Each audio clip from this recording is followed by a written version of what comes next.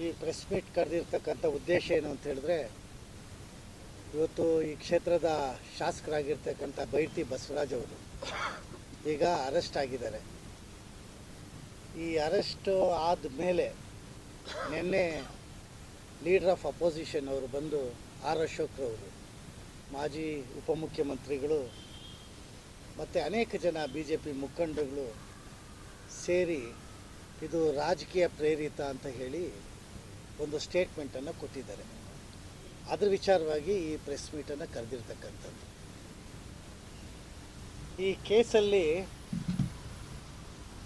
ನಾವು ಕೊಟ್ಟಿರೋಂಥ ಕಂಪ್ಲೇಂಟ್ ಅಲ್ಲ, ರಾಜಕೀಯ ಉದ್ದೇಶದಿಂದ ಕೊಟ್ಟಿರ್ತಕ್ಕಂಥ ಕಂಪ್ಲೇಂಟ್ ಅಲ್ಲ. ಈ ಕಂಪ್ಲೇಂಟ್ ಮಾಡಿರ್ತಕ್ಕಂಥದ್ದು ಬಿಕ್ಲು ಶಿವ ಯಾರು ಮರ್ಡರ್ ಆಗಿದ್ದಾನೆ ಅವನೇ ಮುಂಚಿತವಾಗಲೇ ಕೊಟ್ಟಿದ್ದಾರೆ. ಅವನ ಪ್ರಾಣ ಭಯ ಇದೆ ಅಂತ ಹೇಳಿ ಪೊಲೀಸ್ ಕಮಿಷನರ್ಗೆ ಈಗಾಗಲೇ ಕಂಪ್ಲೇಂಟ್ ಕೊಟ್ಟಿದ್ರು.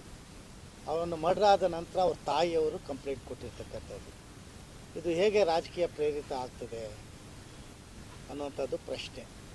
ಆಮೇಲೆ ಆತ ನಿರಪರಾಧಿ ಆಗಿದ್ದರೆ ಇಷ್ಟು ದಿವಸ ಇನ್ವೆಸ್ಟಿಗೇಷನ್ ಆಫೀಸರ್ ಮುಂದ್ಗಡೆ ಹೋಗದೇನೆ ಅಬ್ಸ್ಕ್ಯಾಂಡ್ ಆಗಿರ್ತಕ್ಕಂಥದ್ದು ಅವಶ್ಯಕತೆ ಏನಿತ್ತು? ಹೋಗಿ ಆ್ಯಂಟಿಸಿಪೇಟ್ರಿ ಬೇಲ್ ತೊಗೊಳ್ಳೋಂಥದ್ದು ಅವಶ್ಯಕತೆ ಏನಿತ್ತು ಅನ್ನುವಂಥದ್ದು ಪ್ರಶ್ನೆ. ಹಾಗಾಗಿ BJP ಮುಖಂಡರುಗಳು ಏನು ಈ ರಾಜಕೀಯ ಪ್ರೇರಿತ ಅಂತ ಹೇಳಿದ್ದಾರೆ, ಇದು ಖಂಡಿಸೋದಕ್ಕೋಸ್ಕರ ಈ ಪ್ರೆಸ್ ಮೀಟನ್ನು ಕರೆದಿರ್ತಕ್ಕಂಥದ್ದು.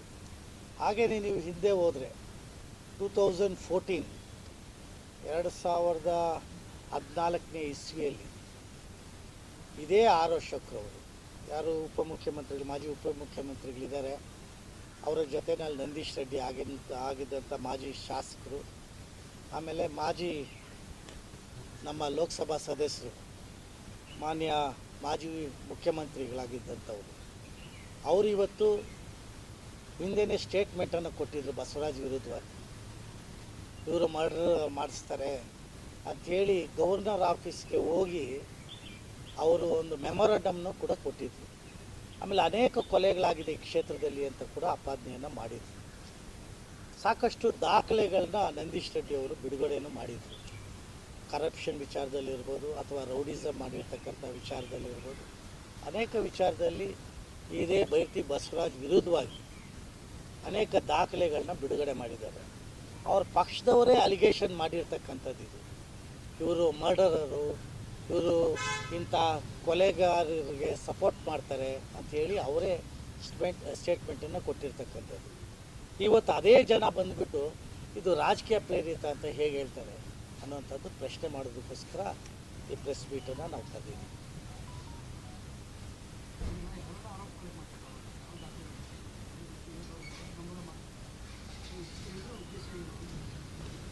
ನೋಡಿ, ಅವರ ಪಕ್ಷದಲ್ಲಿದ್ದಾಗ,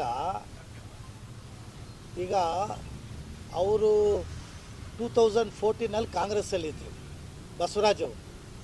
ಅವತ್ತು BJP ಕಾರ್ಪೊರೇಟ್ರು ಮರ್ಡರ್ ಆಗಿತ್ತು.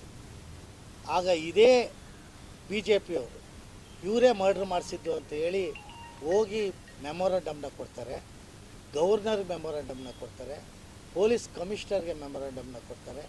ಈಗ ಇದೇ ಜನ ಅವ್ರ ಪಕ್ಷಕ್ಕೆ ಹೋಗಿದ ತಕ್ಷಣ ಈತ ವಾಷಿಂಗ್ ಮಿಷಿನಲ್ಲಿ ಹಾಕ್ಬಿಟ್ಟು ಕ್ಲೀನಾಗಿ ಬರ್ತಾರಲ್ವ, ಆ ರೀತಿ ಇವತ್ತೊಂದು ದಿವಸ ಇವರು ತಿರ್ಚಿ ಮಾತನ್ನು ಹೇಳ್ತಾ ಇದ್ದಾರೆ. ಇನ್ನೇನಾದರೂ ಇದೆಯೇನಪ್ಪ? ಆಮೇಲೆ ಇವತ್ತು ನೀವು ಸುಪ್ರೀಂ ಕೋರ್ಟ್ ಜಡ್ಜ್ ಅವ್ರು ಕೇಳಿರ್ತಕ್ಕಂಥದ್ದು ನೋಡಿ, ಇವರೇನು ಹೇಳಿದರು, ಆ A1 ಯಾರಿದ್ದಾರೆ ಅವ್ರಿಗೆ ನನ್ನ ಪರಿಚಯನೇ ಇಲ್ಲ ಅಂತ ಹೇಳಿದರು. ಇದೇ ಸ್ಟೇಟ್ಮೆಂಟು. ಈಗ ಅವರ ಪರಿಚಯ, ಒಡನಾಟ ಯಾವ ರೀತಿ ಇದೆ ಅಂತೇಳಿ ಇಡೀ ಕ್ಷೇತ್ರದಲ್ಲಿರ್ತಕ್ಕಂಥ ಜನರಿಗೆ ಗೊತ್ತಿದೆ. ಇವರು ಸುಳ್ಳು ಹೇಳಿಲ್ವಾ? ಯಾಕೆ ಸುಳ್ಳು ಹೇಳಬೇಕಾಗಿತ್ತು ನನಗೆ ಪರಿಚಯ ಇಲ್ಲ ಅಂಥೇಳಿ? ಅಷ್ಟು ಒಡನಾಟ ಇದ್ದಂಥವರು ಅವ್ರ ಆಫೀಸ್ ಉದ್ಘಾಟನೆಗೆ ಹೋಗ್ತಾರೆ, ಇವರು ಮಂತ್ರಿ ಆಫೀಸ್ಗೆ ಅವ್ರನ್ನ ಕರೆದು ಸನ್ಮಾನವನ್ನು ಮಾಡ್ತಾರೆ, ಅವ್ರ ಜೊತೆನಲ್ಲಿ ಟೂರ್ಗಳು ಹೋಗ್ತಾರೆ, ಅವ್ರ ಜೊತೆನಲ್ಲಿ ವ್ಯವಹಾರಗಳು ಮಾಡ್ತಾರೆ, ಯಾವ ಕಾರ್ಯಕ್ರಮದಲ್ಲೂ ಅವ್ರ ಜೊತೆಯಲ್ಲಿ ಇಟ್ಕೊಂಡು ಮಾಡ್ತಾರೆ. ಎಲೆಕ್ಷನ್ಗಳಲ್ಲಿ ಅವ್ರನ್ನ ಇಟ್ಕೊಂಡು ಎಲೆಕ್ಷನ್ನ ಮಾಡ್ತಾರೆ. ಇವತ್ತು ಅವರು ಬಂದು ಹೊರಗಡೆ ಬಂದು ಸ್ಟೇಟ್ಮೆಂಟನ್ನು ಕೊಡ್ತಾರೆ, ಯಾವಾಗ ಆತ A1 ಆಗಿದ ತಕ್ಷಣ ಇವ್ರಿಗೆ ನನ್ನ ಸಂಬಂಧನೇ ಇಲ್ಲ, ಇವ್ರಿಗೆ ನನಗೆ ಪರಿಚಯನ ಇಲ್ಲ ಅಂಥೇಳಿ.